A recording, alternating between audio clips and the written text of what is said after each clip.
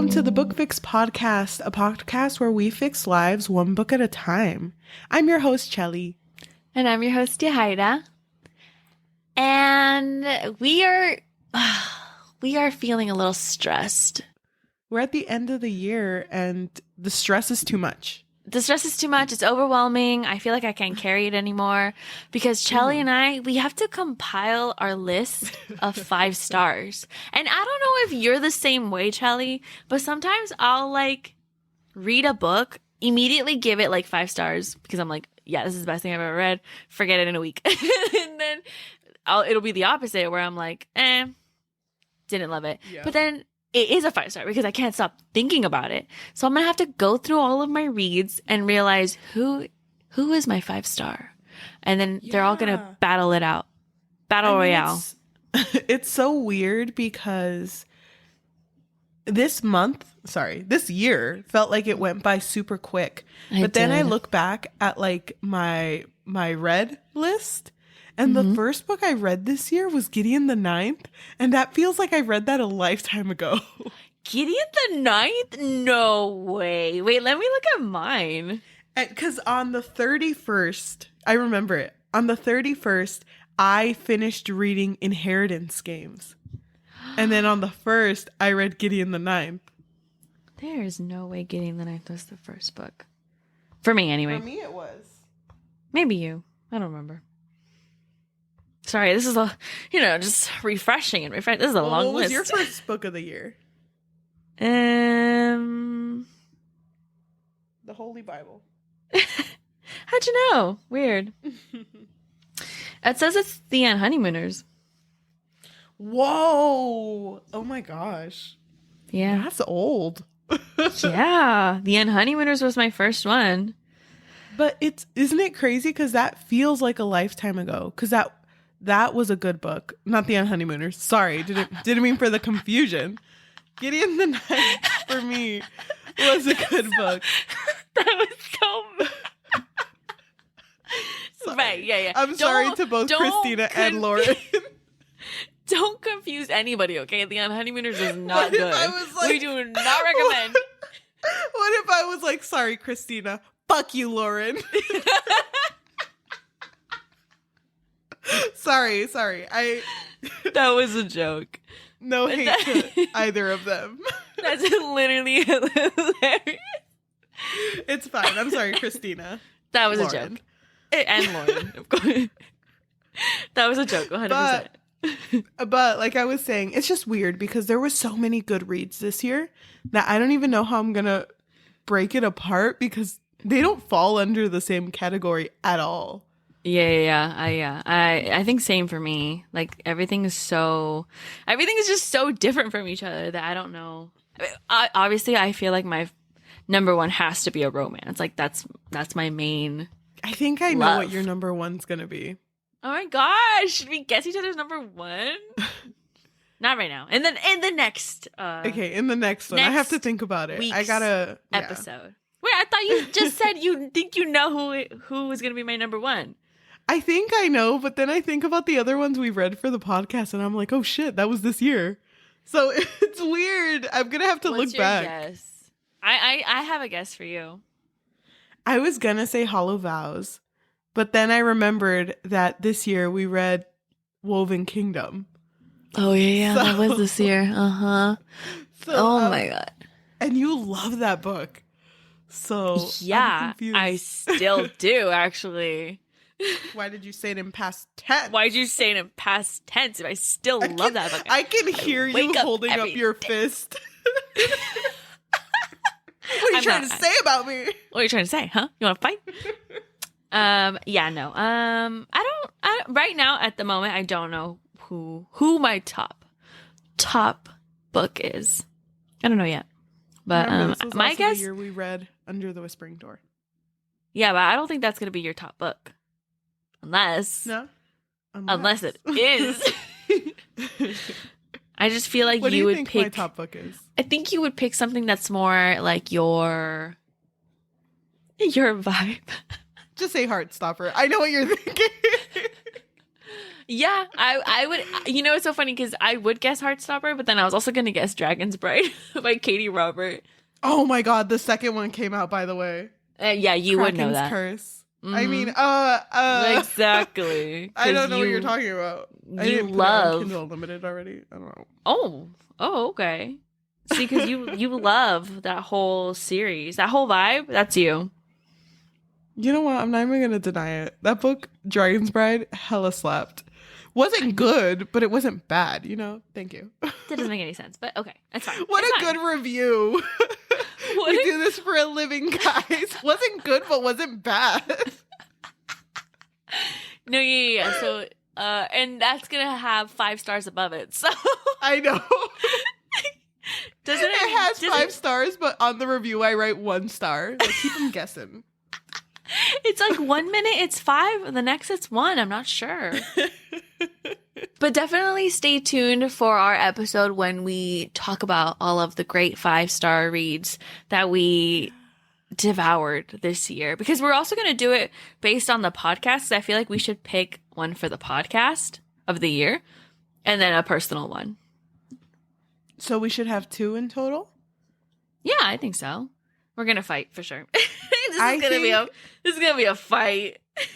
Okay. That sounds good. I'm excited. So next week we're also gonna be in a boxing ring. I know. It's weird. This is actually our first boxing match too.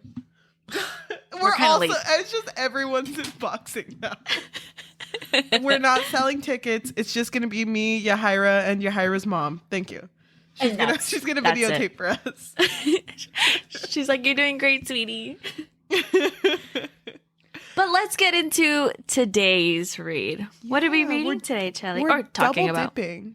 We're double dipping. Because we are reading another book by Aiden Thomas, and it is Cemetery Boys.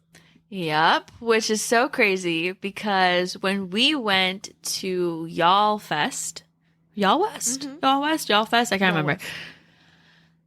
I believe Aiden Thomas was there. Really?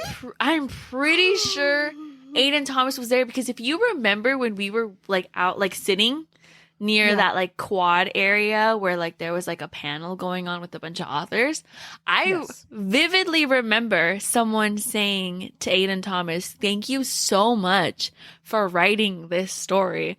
This story literally resonates with me," and like seeing a main character who's trans and still so lovable and so amazing, and you know, creating a relationship the way that they did meant so much to her. And obviously, like, we hadn't read Cemetery Boys, and we never read anything from Aiden Thomas, so this is kind of like full circle that we're finally reading it. I wish present me can go to Y'all West again. There were so many authors that are there that I like now. Oh, I know. Dude. I didn't take advantage. I know. But I feel like yeah, of course. Well, next year technically. Yeah. Dude, but I feel like we found out about the event so last minute that now we're going to be ready. Like by the time that the lineup is announced, or, you know, the panels are announced, all the authors and everything, I feel like we will be reading their books. I think so too. We'll be ready. We'll attack. Exactly. But we are talking. Thank you. We are talking about Cemetery Boys. I'm going to try to give a spoiler-free summary.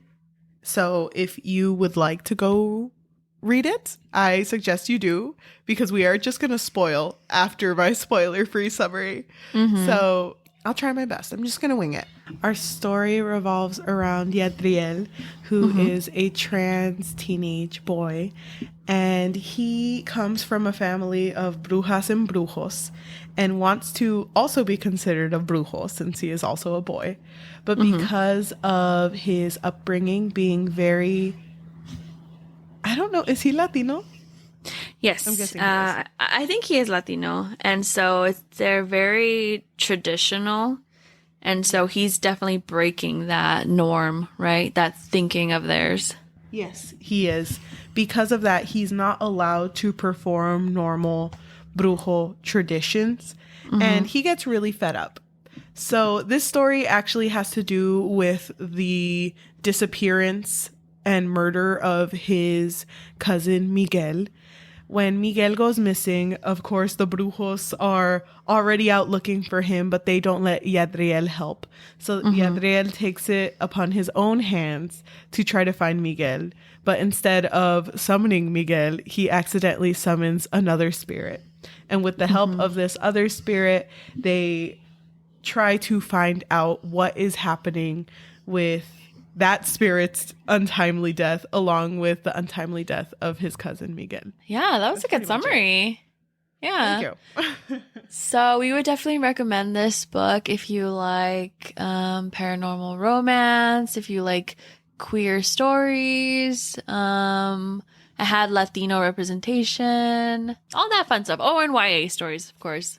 But now we're at the part, I think our favorite part of the episode, where we have to guess what the other person would rate it, because Cheli and I, we don't talk about these stories before we start filming. So I want you to guess first, because I think I guessed in the last one first. Well, you did tell me before this call that you don't remember much of this story. And I don't know. That's because I literally read this when we decided we were going to talk about it. I know, you read it a while ago, and it's been a while for me too, but I feel like you would have remembered this if you liked it more. And I don't know how you feel about this, but I don't think you hate it. I think you like the characters, and I think you like the story. I don't know. That just kind of threw me off. I'm going to just guess that you did like it, though. Overall, I think you enjoyed our main characters, the three, a lot. And because of that, I think you would give it... I'm going to just go for it. I'm going to go for it. I think you gave it a 5. Wait, what? I think you gave this a 5. Because I don't know, because you either really hate this and you were like, I don't remember anything. If you hadn't said that when we started the call, I would have been like 5, of course. But obviously. Now I'm like, what if you fucking hate this and you're like 1, 0? and you know what? I don't even remember their names. Why did you have to say that? You like psyched me out. No, because I wanted to be honest. Like, I didn't have any time. I literally had a final recently. I had no time to go through our books, because we were supposed to film this like weeks ago. So we decide what books we're going to talk about, you know, like ahead of time, but we have like a date, like a set date where we're supposed to talk about it. So I literally I read it and thinking like, oh, I'm still going to remember this, but I've been, you know, cramming, studying. Oh yeah, that was a busy week. There was no way that I was going to be able to talk or consume this story during the time that was probably ideal. So I am going to be honest. I don't remember all of the details, but I feel like I remember the main parts. Okay. That's good enough for me. I really hope my guess isn't wrong. I'm going to say 5. But if it's not 5, a 1. I don't think there's any in between. Oh my God. You go one or the other. One extreme to the other. No, I think you liked it. Because if I remember correctly, we both like Sunbearer Trials. Right. And so what you're saying is, because we both like Sunbearer Trials, we're both going to like Cemetery Boys. So what you're telling me is that because you think that I would give this a 5, you're going to give it a 5, right? No comment. I think that here's my guess, and this was already my guess before you even said anything. I think that you enjoyed the plot of the story. I think that you really enjoyed the paranormal romance. I don't know if you love what ends up happening, like the reveal, you know what I mean? Like the reveal of the paranormal romance. Because when I got to that point, that part of the story, I did think to myself, I don't know if Cheli's she's gonna vibe. I don't know if she's gonna love. She's down to clown. Yeah. I think Cheli would. Spoiler alert! I'm just gonna say she likes her guys more tangible than that. No. I'm thinking the opposite. I was like, I think Cheli prefers her guy dead. know. Like, it's so weird. I literally was like, I don't know. Cheli wants him to be alive. Can you imagine right now. us going drinking, just casual talk? You know what? I'm gonna say it. I don't really like this corporeal form. It's like, damn, bitch, you go. Speak your truth. It's just like the reveal that I was like, I don't know if you're gonna love it, but I feel like you do love, first of all, the representation in the book. I think it's very important, especially to see it in YA. I think you love the Latinx representation as well. And see, it's hard because like I want to guess a 5, and I am gonna guess a 5, but then I'm also like, oh, there's certain things where I'm like, oh, I don't know if you're gonna love this one part, but I'm gonna say a 5. A 5. Okay. Or a 4.8. 4.6. Actually, let me take it back to the lab. I'll come back to 1.5. I'm just kidding. No, yeah, I would guess around like a 5. 4.8 to a 5. Well, I'm very excited to talk about this one because of because you the love Latin it. representation. No, I was actually going to make a TikTok today talking about this because I never knew how validating it is to read a book that like has things that I can relate to. I know. You know what I Isn't mean? it so weird? I don't know. Like, even the moments where Yajaira would just have moments with his family, like, or talk to his grandma or whatever, like, things that they would say to each other, I was like, damn, I feel like I'm in this family. Yeah. It feels so tangible to me. Yes. There was 2 moments that made me feel like that. The moment where Yadriel had to distract the abuelita because Oh my God, Julian yes. was leaving. Uh-huh. And he was like, okay, I gotta distract him. And he's like, I'm not feeling well. And everyone turns, oh my gosh, mijito, where's the vapor room? Like, we need to go get it. Quick, rub it. And they're already like trying to so take funny off because his shirt. I know that every most Latinos call it Vaporru, but Yes. we've always called it Vicks. So when I hear people say Vaporru, I'm like, I know what you're talking about. But like my family calls it Vicks. Yeah, we so call it's it like, Vicks also. So it's like, grab it and rub it all over your back. Oh yeah, because she wanted to rub it all over his back. And I was like, damn, that's my abuela. That's Hashtag my abuela family too. That part freaking spoke volumes to me. And then wait, there was another section. But even like I don't know, it's really sad, but even like the parts where his grandma would slip up and like kind of address him as, you know, like the dead name and then him as a female, like it's not, you know, obviously I can't relate to that moment specifically, but I can relate to like family being so like tough love. Because I feel like you can also relate to that where it's like, you know what I mean? Like, it's just like trying to like brush it off kind of, where it's like, it's not a big deal, but it is a big deal. The complexities of this family, like their dynamic, was so well written.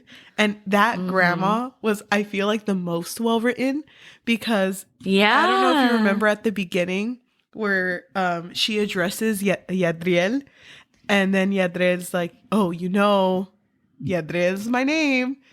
And the abuela was just like, yeah, Yadriel. Pero siempre vas a ser mi mijita. Like, you're always going to be my little girl. And it's like, I know. And because I do remember that. I think about how I would react. And Yadriel reacted the same way where it's like, well, I can't say shit because it's my grandma. And she's trying to make the situation better, but she's not. It's like you want to give him the benefit of the doubt where it's like, okay, she's loving, she's trying to be loving, even though she's fucking up, you know, like she's not really accepting him as he is. And but at the same time, it's like we know our family. It's like even though they're fucking up, we still think like, well, they're kind of trying, right? Sort of. I don't know. I just feel like I can relate to certain attitudes that Yajaira has to deal with. I fucking loved it. And fucking A+ for Aiden Thomas not translating all the Spanish. I thought that was really good.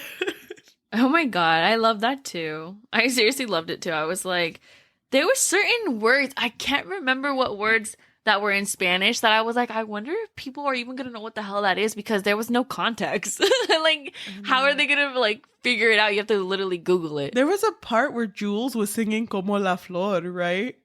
Oh, and yeah, I was like, remember that. oh my God, imagine reading this not knowing what that song is.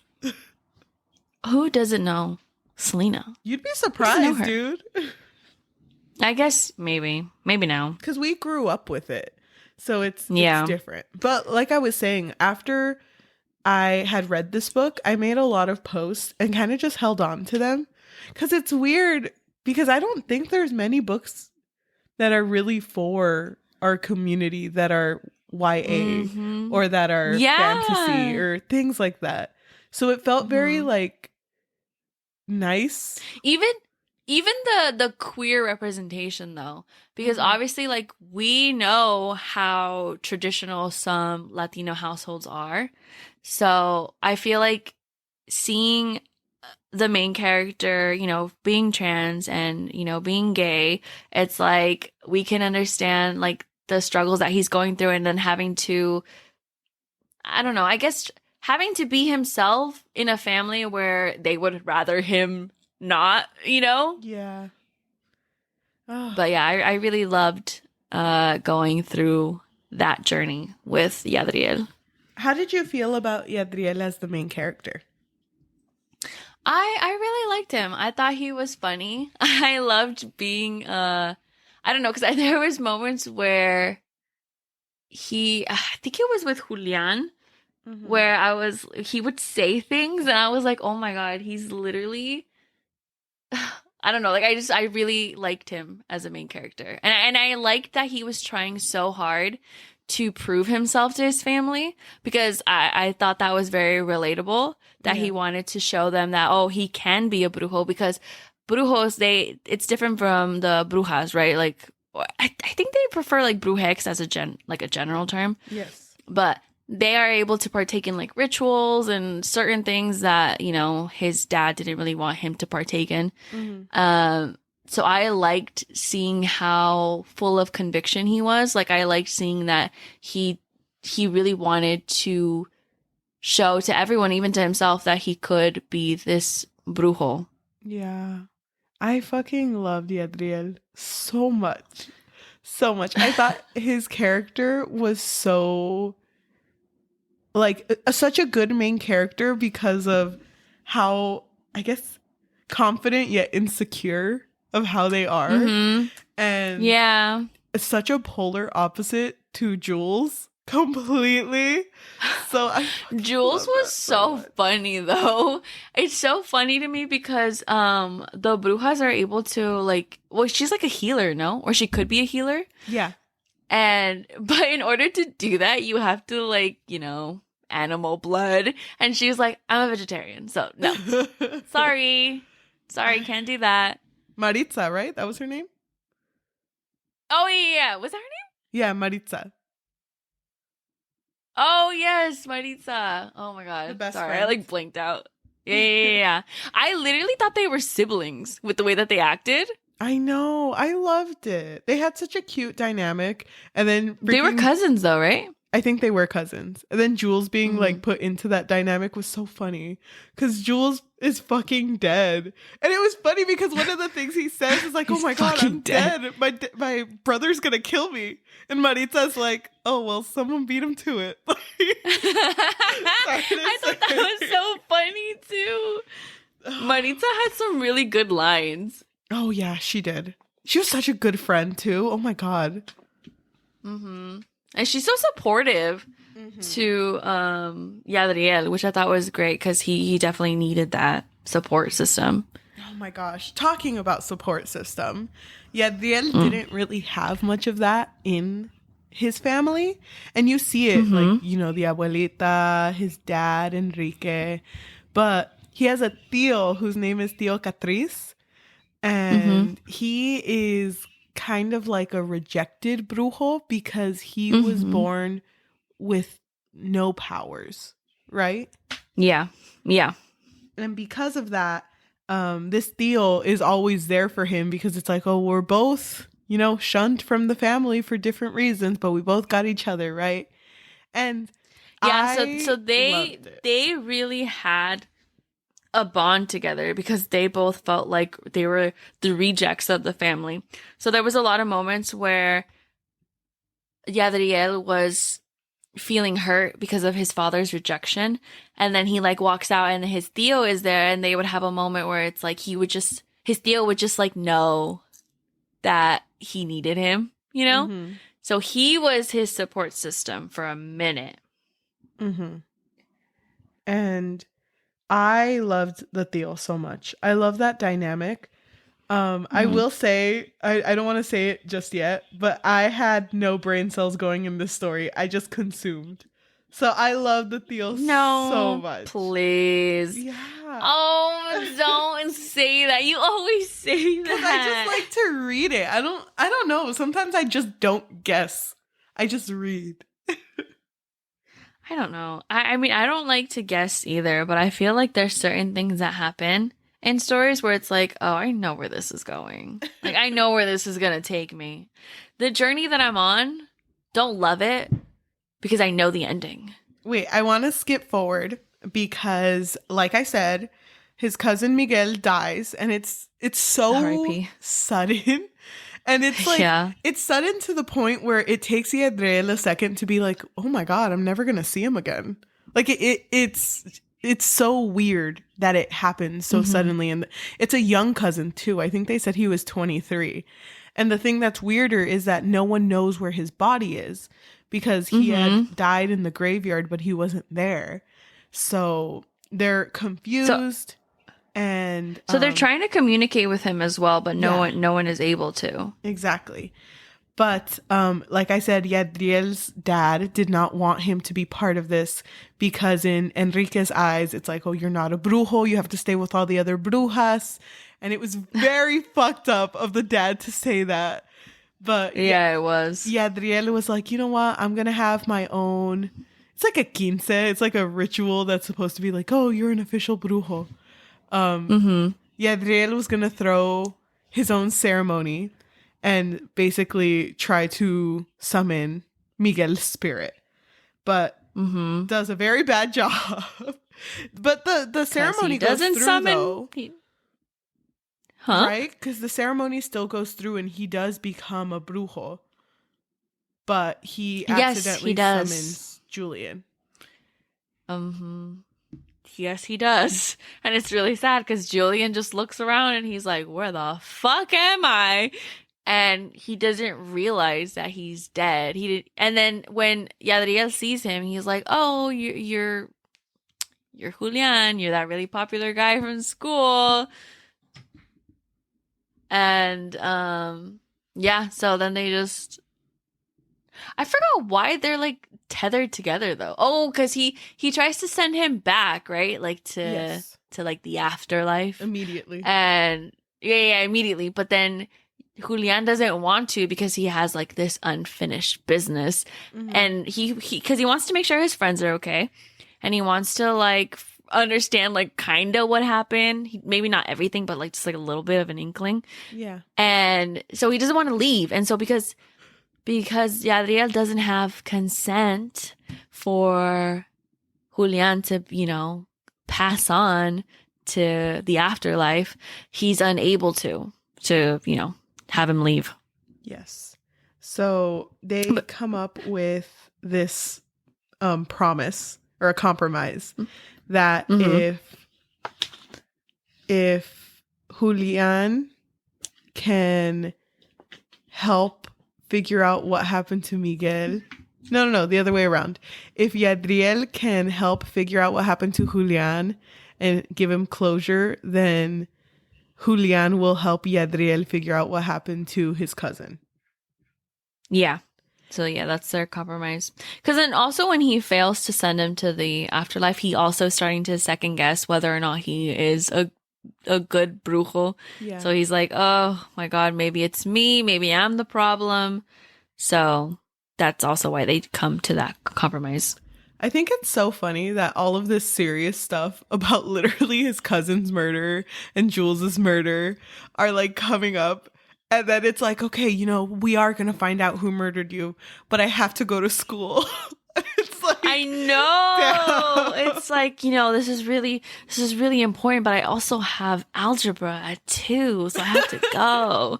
It's so funny because Jules is stuck on Yadriel and has to go everywhere Yadriel goes. And this bitch never went to school. No, literally.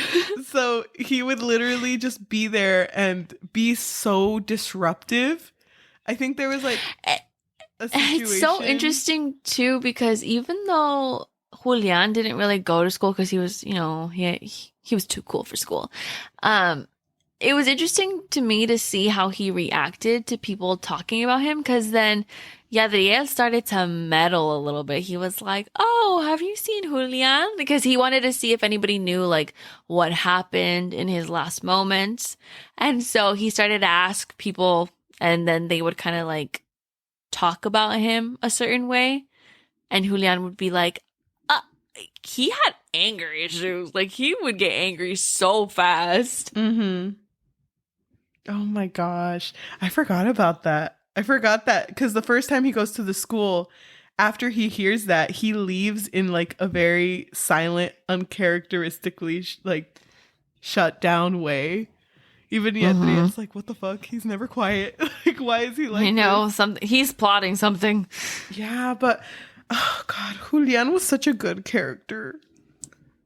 No, yeah, he really was. I really liked him. I didn't love the anger issues, but I did like his character as a whole. And I liked how he really cared about his friends, because he just wanted to see that his friends were okay. Because I'm not 100% sure, but I think he was with his friends like in his last memory. Yes. Before he was quote unquote killed. Yeah. Because I mean, Luca was getting jumped. And oh, yeah. Jules was the one who stepped in. And I also didn't like the anger issues that he had, but I appreciated that the main character also didn't like the anger issues.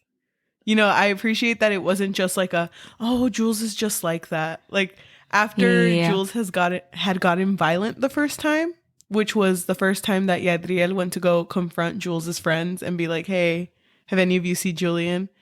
After that had happened, he basically moved a skateboard and threw it in a very aggressive way. And when they ended up getting back to Yadriel's home, Yadriel was like, you do that shit again? You're like down the toilet. I'm not even joking. And I'm not dealing with this again. I love that. Yeah, no, I'm so glad that he stood his ground. Like, I was happy that he showed that he was not okay with the way that he acted, because he would have outbursts, especially, and it's hard for Julian to be able to control himself, especially when he was like out in public, with everybody else that couldn't see him, couldn't hear him. And so he was just being super loud and like low-key annoying. And poor Yadriel would have to be like talking to him, but not make it too obvious that he's talking to him. But even like with him being an angry character, he was very caring about everyone. And I love the way he cared so much about Yadriel and like Yadriel's identity. Because there was one point, because he was really blunt too. There was one point where he was like, why are you even trying to prove to them that you're a guy? Like, what do you gain out of that? I was like, no, I have to be a brujo. And it's like, no, you don't. You're already a brujo. Lady Death said so. You don't need to do that shit. And I fucking love that conversation that they had. And just... Yeah, because then he also says, like, are you trying to prove them, or are you trying to prove it to yourself? Yeah. And I like that it even gave Yadriel a bit of a perspective, where he was like, does it even really matter? Because at the end of the day, like, I don't know, like, it's family. Family is annoying. So sometimes even if it seems like they do 100% accept you, sometimes they just kind of like regress. Mm-hmm. So they go on this hunt to figure out basically what happened to Julian, and they end up figuring out that he was jumped, and it was because he was trying to protect Luca, but then he just went missing. And Julian's friend group brings up like, oh, but he's not the only one. There's been a lot of teenagers that have been going missing. There's 4 now. And they start like piecing everything together that Julian's disappearance and murder has to do with Miguel's murder. Like there has to be a reason that both of them happen in the same way. And also Julian's necklace was found where Miguel had died. So when they figure out that there's this connection, they're like getting somewhere with like their investigation, but not fast enough because Julian starts to become maligno, which is malignant, I think. Yeah. Which is something that happens to spirits that if they are in the living world for too long, then they basically stay in the state that they died in and are not themselves. And it sucks. It's kind of like when a ghost becomes a poltergeist. It just becomes this evil thing. But it sucks because this gets revealed after the first romantic moment that Yadriel and Julian have. I was like, oh my God, he's going to lose it one day. I know. And it fucking the tension was high. Okay, but did you think this was going to be a paranormal romance? I want to say for the most part, yes. I did have an inkling because this kind of reminded me of a Supernatural episode where the character was being like tortured, like really badly tortured to the state where they were kind of not really there anymore. So they were like a spirit floating around because of the state of their body. So it did that came to my mind. When I forgot when, I don't think it was near the beginning. It was like further down, but I was like, maybe that's what's happening because there's no way that this is gonna end up with like what he's gonna come only Dia de los Muertos and that's it. Like that's their love story. I was gonna be so upset because I didn't want this to end up being like the trope where what is it? Kill your gaze. Kill your gaze, yeah. That's what I thought it was going towards. That, you know what? That came to my mind too. But so that's why I was like, there's no way. Aiden Thomas would never. So I was worried though. He wouldn't do that to me. I was so worried. But anyway, this is happening and Yadriel... Oh, fuck. There's also that fucking thing that Yadriel says because they're looking at each other and Jules is just looking at him and is like, why are you looking at me? What are you thinking about? And Yadriel is like, just something selfish. And it's like, you can tell that they're into each other. And Jules looks at his mouth. But then instead of like having a cute moment, he's like, can you like send me on my way? Like I'm ready now. Oh, I know. I was so sad when he said that. And then Yadriel was kind of like, oh my God, like I can't just send him off. Like I have to make it special. Like I have to do things for him before he's like officially gone. So they have like a day just for Julian where they could do whatever he wants. And he chooses to go to like this one like beach bonfire. And they steal a car together, and it's a crazy day. But, honestly, busy day. They are sitting and watching the sunset, and this is the day he's gonna go. And while they're sitting together, he gets closer. It reminds me of that one. It reminds me of that SpongeBob episode. Yes. I hate that you reference SpongeBob. Squidward and SpongeBob are watching the sunset together, and he built a brick wall between them because he thinks SpongeBob's gonna blow up. Oh my God. Anyway, unrelated. Yeah, but they do kiss at this moment because it's Julian who initiates it, and then he says, how does he say it? ¿Te puedo robar un beso? Yes, that's what he said. Wow, you remembered it. Yeah. Crazy. It means, can I steal a kiss from you? And it's really, really sweet. And he did. But they go home and it's Dia de los Muertos, and Yadriel makes like a little ofrenda, which is an altar, for Julian and is ready to send him off. And it's really, really sad, but he has to do it anyway. But it doesn't work. And he's confused why it doesn't. But it's already too late because it's midnight and his spirit starts to like seize up and basically be in the state of death, which is like the state of what his physical body is supposedly at. Yeah. But he also had moments, Julian had moments where he almost like malfunctioned. It would like be like a glitch. Like he would just go into like a state of pain and then he would like disappear, but then he would reappear and it was like, oh, okay, well, that was weird. Weird. But yeah. I don't remember the beats of this part, but I do know that they go to the cemetery, right? Because it's connected to where he lives. So Julian disappears. Like he's gone. Bye. And so I believe Yadriel and Maritza? Yeah, Maritza. They're like trying to find him, if I remember that correctly. And so they go to the cemetery. For what reason? Can't remember. They were gonna contact Lady Death and ask her. Oh no, they were gonna either contact Lady Death or the mom and ask for like help. I think it was Lady Death. Okay. I'm pretty sure. But yeah, and then there was like a little detail that was sprinkled in from close to the beginning where the abuela would sometimes tell like a story, like a myth of it was a dagger, right? Yeah. And do you remember exactly what she would say about the dagger? The dagger was basically belonged to Balaam, which was someone who could commit 4 forbidden kills. And if you were killed in this way, then you can't come back in Dia de los Muertos. And if these 4 forbidden kills were like happened, then that monster would come out and Zibalba, which is the person in charge of death, would basically not be in charge of it anymore.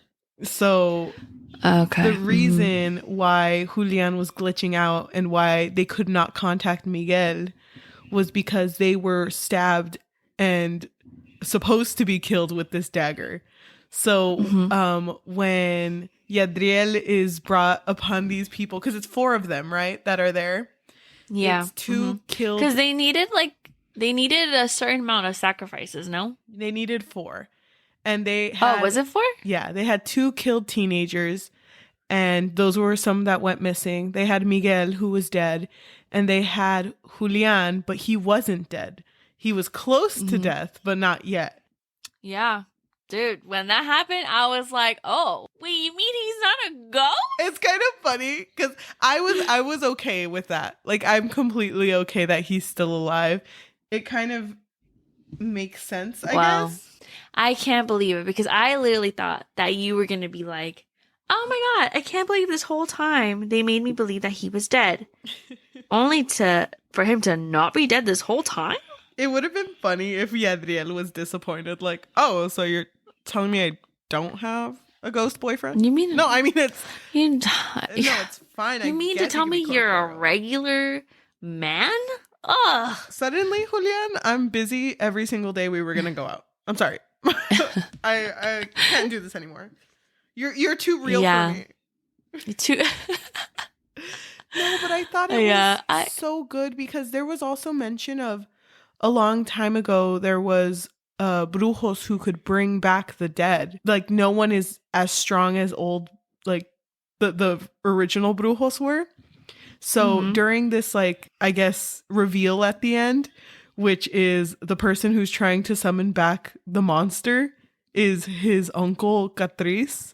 Yeah, plot twist. I was shocked. I wasn't that shocked. I feel like it wasn't that surprising. Come on, Theo. Have you not seen Lion King? Yeah, that's kind of what Have you not read Hamlet by my good boy Shakespeare? Dude, his name was Catrice. You know, the Lion King was kind of... Okay, anyway. It doesn't matter. His name was Catrice, and I was like, oh my gosh, like cicatrice, like scar. Isn't that... I was exactly! That's what I'm saying. It was The Lion King. It was Hamlet. That's what it was. Thank you. So I wasn't surprised that the Theo turned out to be shady. It sucks though because the Theo just wanted power. Like he just wanted to be recognized, and this was the only way that he could. As a brujo. Yeah. But he does. It does suck. I did feel for him, and it's always refreshing when I guess a villain. Like their journey makes sense, Like I understand how we got here, so that's always good to see. But I was sad for him though. He doesn't win the fight; he loses and gets dragged. No. He hella loses. Actually, that whole fight was very quick. But yeah, I don't even remember how he lost, honestly. But he does lose. But it sucks because Miguel is dead, and Julian is close to death. And Maritza is a bruja, but she dropped like the thing that she needs to heal. At the very end, Julian is talking to Yadriel and is like, "Oh, todo valió la pena." Like everything was worth it, basically. And he just keeps saying like, "Oh, estoy bien, todo está bien." And then he, I'm fine, yeah, everything's fine. He slowly passes away. And it sucks because Maritza comes up and Yadriel's like, go ahead, heal him. And it's like, no, his heart stopped beating. I can't do anything. I was so sad. I thought that's okay. Like I said, no brain cells while I'm reading these because I thought that's how it was gonna end. But then fucking Yadriel is like, no, bitch, I'm gonna bring these bitches back to life. All 4 of them, the other 2 included. It's like the other 2 in the corner. Them bitches too. Already fucking rotting. I'll bring you back. But Yadriel basically contacts Lady Death and like asks for help. And she basically is like, nah, I can't do anything, but you can. And Yadriel brings all 4 of them back to life, but then puts their own life in danger. Yadriel becomes close to death. And it's funny because Julian wakes up and sees, Maritza, like over Yadriel's body and trying to bring Yadriel back or heal Yadriel. And Yadriel's family comes up. And I think it's so funny because it's like, oh, who the fuck is this bitch? Like Julian over trying to cover Yadriel. And, he could have just said, like, I'm a friend or anything. It's like, no, it's mi querido, which is like my lover. Dude, I was literally, I wanted to like disappear when he said that. I was like, bro. Because that's such an old get thing me to out say, of this planet, too. stat. My God. I was like, he was embarrassed though after he said it, but he didn't take it back. He was like, no, I meant what I said. That's my querido right there. Bitch. Yeah, bitch. No, dude. Oh my God. I literally disassociated for a second. I mean, it's cute. Don't get me wrong, but I still disassociated. I know. I had to stop for a bit too when he said that. But they all end up in the hospital and they're all in separate rooms. And it's funny because when Jules wakes up, he's around his brother, his friends, and he's like, "Where's Yadriel? Where's Yads? Where is he?" And they're like, "No, you literally got stabbed, bitch. Like, you need to not get up. Go sit down." And then the same thing, when Yadriel wakes up, he's surrounded by family, but he's like, where's Julian? Because he thought Julian had died. And it's like, no, you saved them all. Yadriel gets up and runs to Julian's room, and they both hug and they kiss for the first time in, like, their corporeal state. Yeah. And the way it should be. Yeah.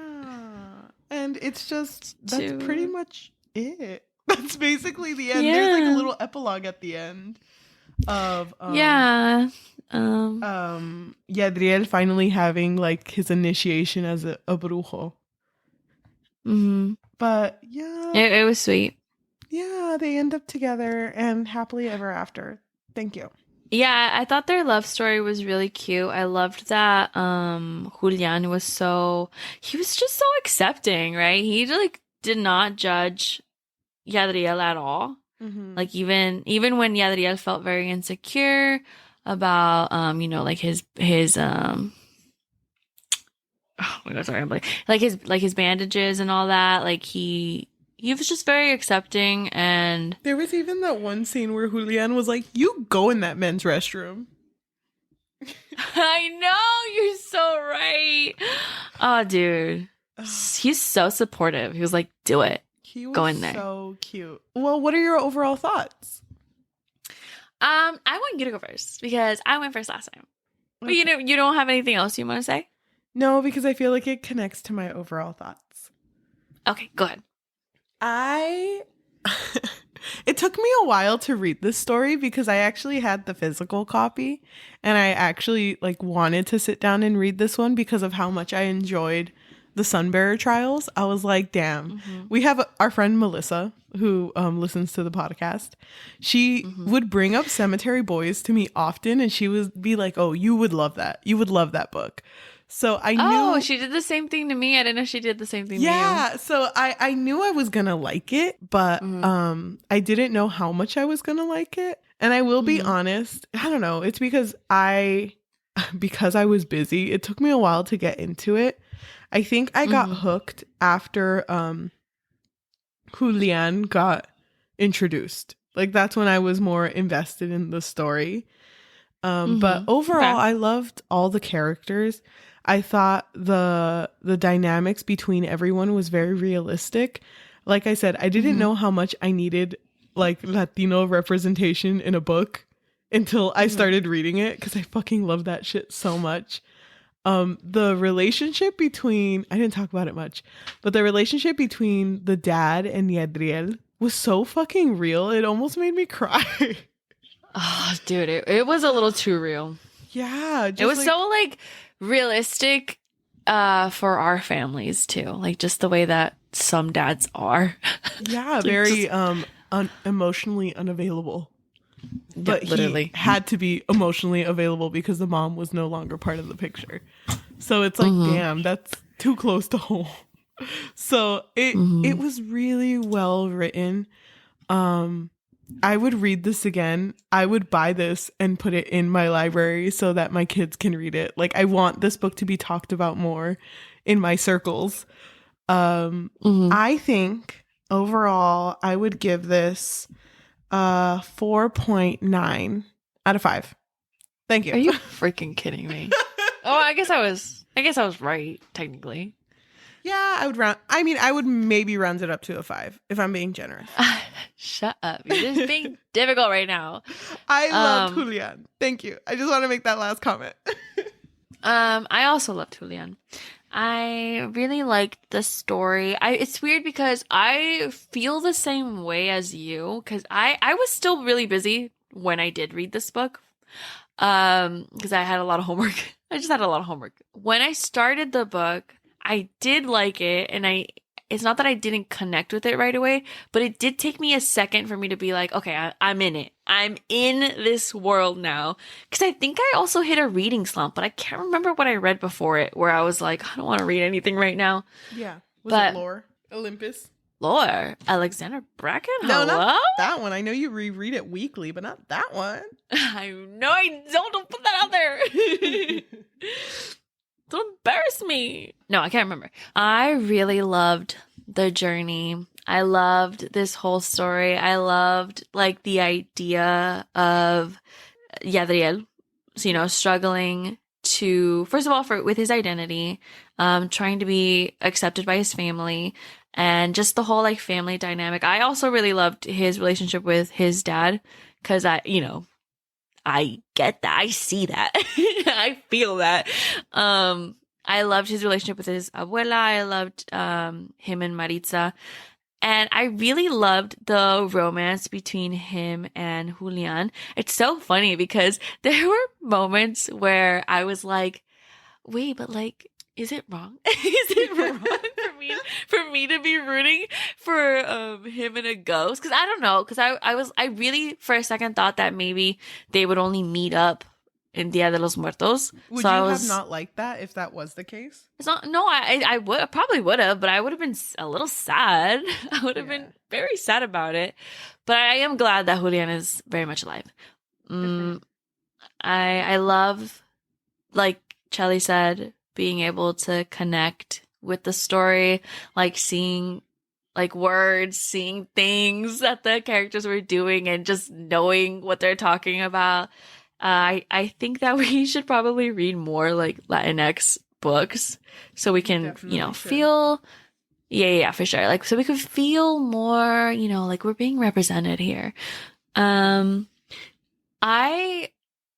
loved this book. I still prefer Sunbearer Trials though, because I feel like you remember when we were talking about these hollow vows, and you were like, the 5 is different.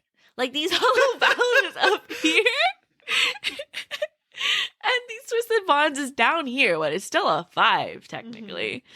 So I think I would also give this a 5 out of 5 because it was just, it was so good. It was so good. Dude, it was so good. Not my favorite Aiden Thomas book though, but not like, my still, highest I loved 5, it.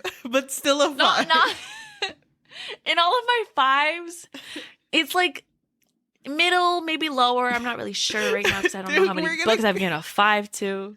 We're going to get to the point where it's like, this is a 5 out of 5, but in the 5, it did get a 1 out of 5. It's like, what? but it's still a 5 out of 5. Okay, trust me. Oh my God, I'm so relieved that you like this book. I was scared because the way you said that you forgot about it felt very dismissive. So I was like, Well, I mean, I wanted to be honest because I honestly felt like, oh man, am I even able to lead any conversation? Because like it just wasn't. It wasn't in my brain, but once you start talking about it, like things come back, you know? Was so good. I start remembering. Oh, wait, shout out to that scene where they stole the car and when they put the keys in the ignition, it was just loud reggaeton. Thank you. Oh my God. Shout out. Oh my gosh. Thank you so much for listening to us, whether it be podcast form, which is Spotify, Apple Podcasts, Amazon Music, or anywhere you get your podcasts on. Thank you so much. If you could leave a rating and a review, specifically a rating of 5 stars, because that really does help. Oh, that would be so sweet. Yeah, because I think that we would be more highly recommended if we did receive more 5 stars and just more engagement on Spotify or Apple Podcasts or Amazon Music or wherever else. And if you want to tell your friends, loved ones, hated ones, family, your rivals, if you your want to paranormal romance, thank you, your paranormal romances, boyfriends, only ghost boyfriend, boyfriends that are corporeal, don't tell them. Please don't tell them. I'm embarrassed. But if you want to tell anyone about us, the best type of exposure is through word of mouth. If you are listening and watching us on YouTube, thank you so much. If you can like, comment, and subscribe and hit that notification bell. We are still trying to catch up with our YouTube videos, but it does mean a lot if you are watching us through there. This isn't going to have a video format, though. It's just going to be audio based. Yeah, but it's okay. Just close your eyes and imagine. Imagine Weird us. thing to hear in a YouTube video. Okay, Literally, guys, close your eyes. Do you see me now? Okay, great. If you would like to follow us on social media, we are very, very active on TikTok. You can follow us on @thebookfix, THEBOOKFIX. We also have an Instagram where we are not as active, but it is almost a new year. And we do want to be more active on social media. Mm-hmm. That one is The Book Fix Pod, THEBOOKFIXPOD. Thank you. We usually end these episodes with a dice roll. The dice roll, if it is an odd number, then we read a negative review off of Goodreads. But if it is an even number, we read a positive review off of Goodreads. This is how we end our episodes. After we read the review, we do not say anything and we just let it stay in the air. Yeah, because, we just want to include other people's opinions because I think it's fun because, it's completely unrelated to us. Yes. So why don't you give us a number? Okay, so I'm going to roll a dice on a phone app. Okay, I got a 5. A 5, negative review. Okay, so this is a review by Helen who gave it a 1 star.